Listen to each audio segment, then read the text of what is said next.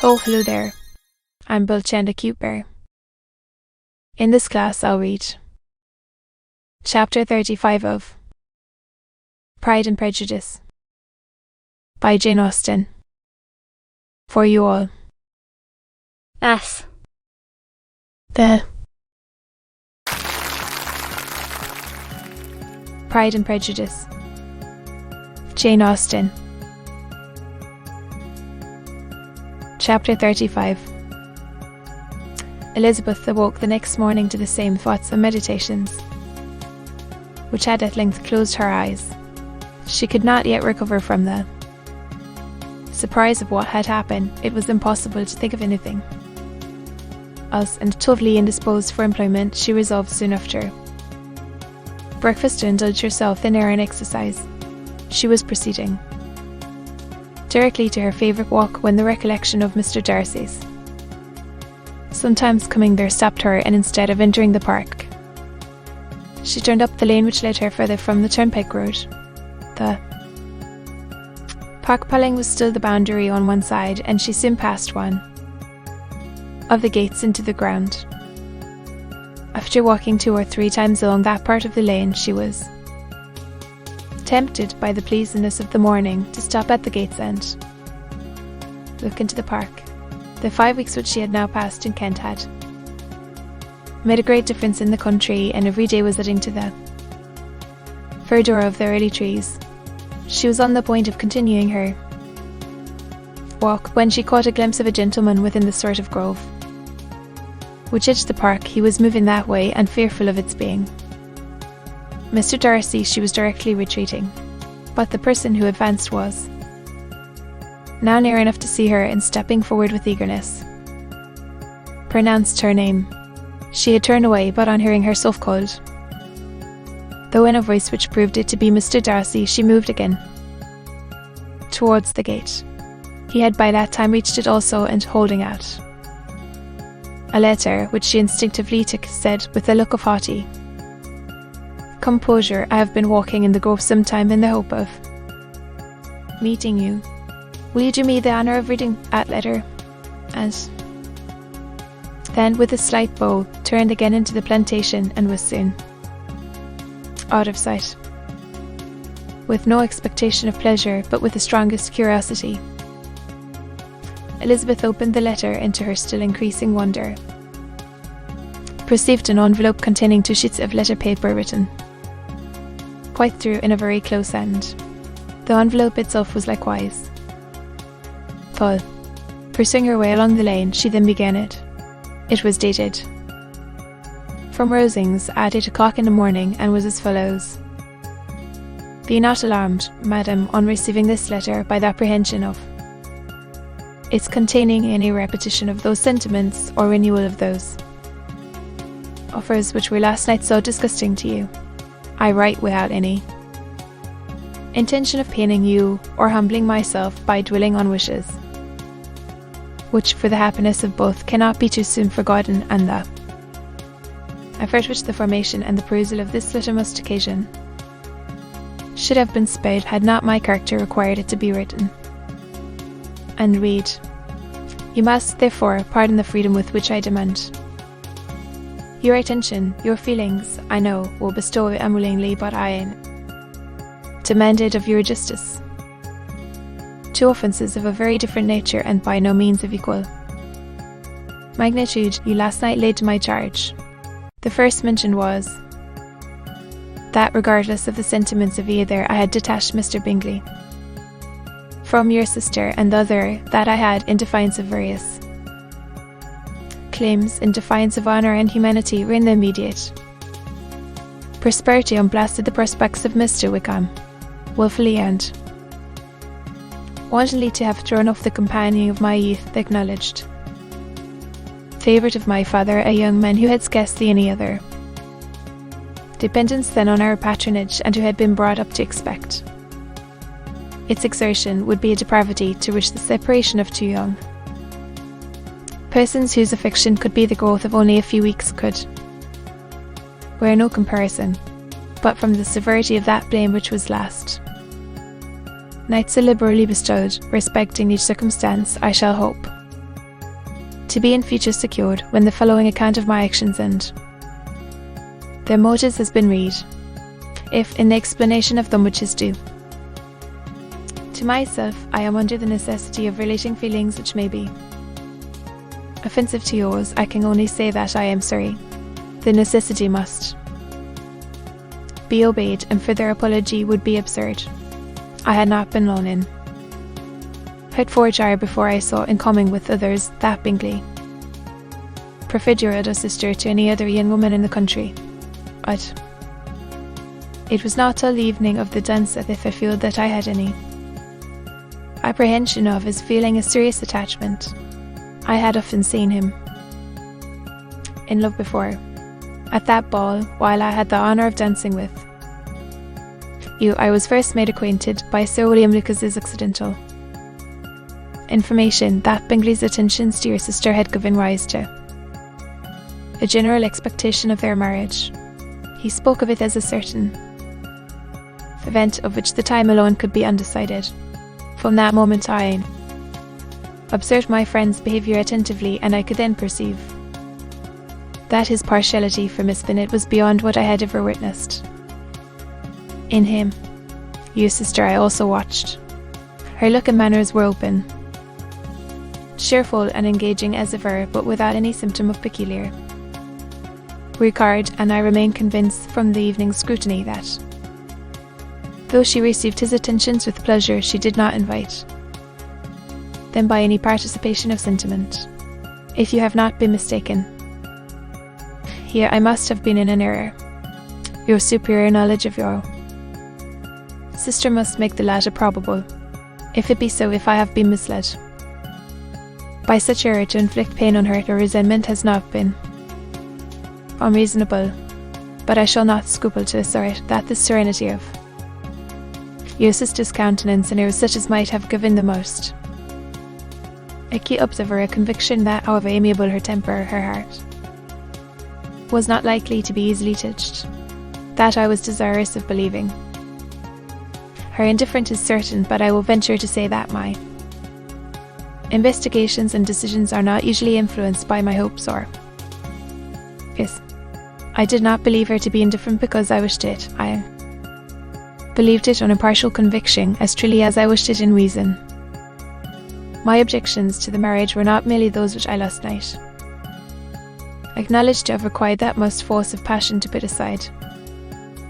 In my own case, the want of connection could not be so great an evil to my friend as to me, but there were other causes of repugnance, causes which, though still existing, and existing to an equal degree in both instances, I had myself endeavoured to forget because they were not immediately before me. These causes must be stated, though briefly. The situation of your mother's family, though objectionable, was nothing in comparison of that total want of propriety so frequently, so almost uniformly betrayed by herself, by your 3 younger sisters, and occasionally even by your father. Pardon me, it pains me to offend you, but amidst your concern for the defects of your nearest relations, and your displeasure at this representation of them, let it give you consolation to consider that to have conducted yourself so as to avoid any share of the like censures, praise no less generally bestowed on you and your eldest sister, then it is honourable to the sense and disposition of both. I will only say, farther, that from what passed that evening, my opinion of all parties was confirmed, and every inducement heightened, which could have led me before to preserve my friend from what I esteemed a most unhappy connection. He left Netherfield for London on the day following, as you, I am certain, remember, with the design of soon returning. The part which I acted is now to be explained. His sister's uneasiness had been equally excited with my own. Our coincidence of feeling was soon discovered, and alike sensible that no time was to be lost in detaching their brother, we shortly resolved on joining him directly in London. We accordingly went, and there I readily engaged in the office of pointing out to my friend the certain evils of such a choice.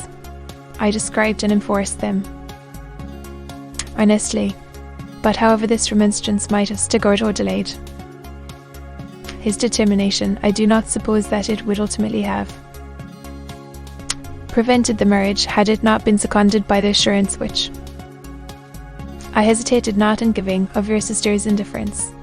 He had before believed her to return his affection with sincere, if not with equal, regard, but Bingley has great natural modesty with a stronger dependence on my judgment than on his own.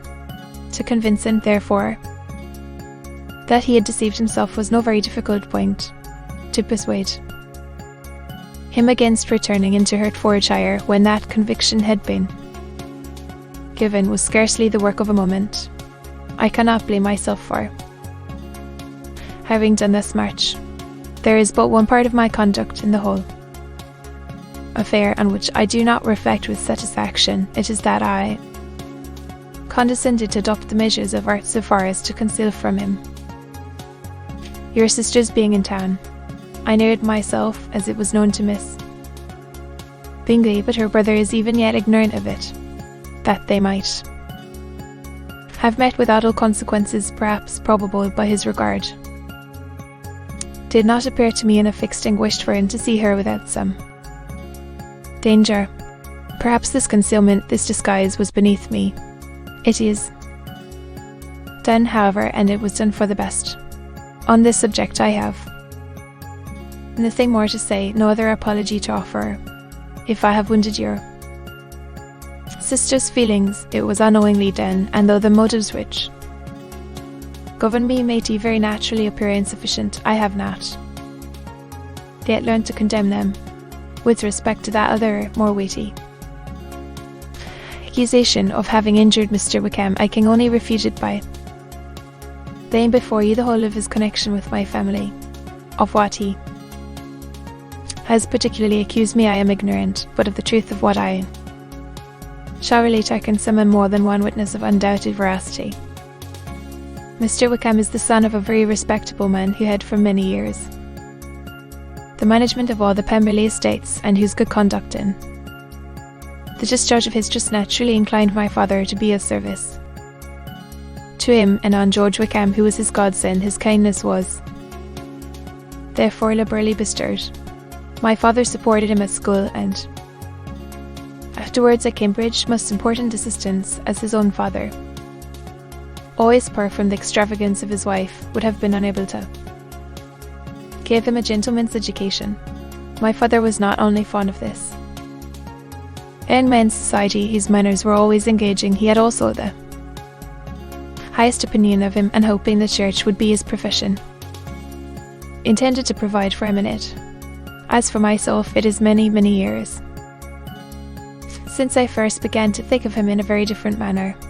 The vicious propensities, the want of principle, which he was careful to guard from the knowledge of his best friend, could not escape the observation of a young man of nearly the same age with himself, and who had opportunities of seeing him in unguarded moments which Mr. Darcy could not have. Here again I shall give you pain, to what degree you only can tell, but whatever may be the sentiments which Mr. Wickham has created, a suspicion of their nature shall not prevent me from unfolding his real character. It has even another motive. My excellent father died about 5 years ago, and his attachment to Mr. Wickham was to the last so steady that in his will he particularly recommended it to me to promote his advancement in the best manner that his profession might allow, and if each quarters desired that a valuable family living might be as soon as it became vacant. There was also a legacy of £1,000. His own father did not long survive mine, and within half a year from these events Mr. Wickham wrote to inform me that, having finally resolved against taking orders, he hoped I should not think it unreasonable for him to expect some more immediate pecuniary advantage in lieu of the preferment, by which he could not be benefited. He had some intention, he added, of studying the law, and I must be aware that the interest of £1,000 would be a very insufficient support therein. I rather wished than believed him to be sincere, but at any rate was perfectly ready to accede to his proposal. I knew that Mr. Wickham ought not to be a clergyman. The business was therefore soon settled. He resigned all claim to assistance in the church, were it possible that he could ever be in a situation to receive it, and accepted in return £3,000. All connection between us seemed now dissolved. I thought too relevant to invite him to Pemberley, or admit his society in town. In town, I believe he chiefly lived, but his studying the law was a mere pretence, and being now free from all restraint, his life was a life of idleness and dissipation. For about 3 years I heard little of him, but on the decease of the incumbent of the living which had been designed for him, he applied to me again by letter for the presentation. His circumstances, he assured me, and I had no difficulty in believing it, were exceedingly bad. He had found the law a most unprofitable study, and was now absolutely resolved on being ordained if I would present him to the living in question, of which he trusted there could be little doubt, as he was well assured that I had no other person to provide for, and I could not have forgotten my revered father's intentions. You will hardly blame me for refusing to comply with this entreaty, or for resisting every repetition of it. His resentment was in proportion to the distress of his circumstances, and he was doubtless as violent in his abuse of me to others as in his reproaches to myself. After this period, every appearance of acquaintance was dropped. How he lived, I know not, but last summer he was again most painfully obtruded on my notice. I must now mention a circumstance which I would wish to forget myself, and which no obligation less than the present should induce me to unfold to any human being. Having said this much, I feel no doubt of your secrecy. My sister, who is more than 10 years my junior, was left to the guardianship of my mother's nephew, Colonel Fitzwilliam, and myself. About a year ago she was taken from school, and an establishment found for her in London, and last summer she went with the lady who presided over it to Ramsgate, and thither also went Mr. Wickham, undoubtedly by design, for there proved to have been a prior acquaintance between him and my strong, in whose character we were most unhappily deceived, and by her connivance and indeed so far recommended himself to Georgiana, whose affectionate heart retained a strong impression of his kindness to her as a child, that she was persuaded to believe herself in love and to consent to an elopement. Claire was then but 15, which must be her excuse, and after stating her imprudence, I am happy to add that I had the knowledge of it too. Myself, I joined them unexpectedly a day or two before the intended elopement, and then Georgiana, unable to support the idea of grieving and offending a brother whom she almost looked up to as a father, acknowledged the whole to me. You may imagine what I felt, and how I acted. Regard for my sister's credit and feelings prevented any public exposure, but I wrote to Mr. Wickham, who left the place immediately, and my son was of course removed from her charge. Mr. Wickham's chief object was unquestionably my sister's fortune, which is £30,000, but I cannot help supposing that the hope of revenging himself on me was a strong inducement. His revenge would have been complete indeed. This, madam, is a faithful narrative of every event in which we have been concerned together, and if you do not absolutely reject it as false, you will, I hope, acquit me henceforth of cruelty towards Mr. Wickham.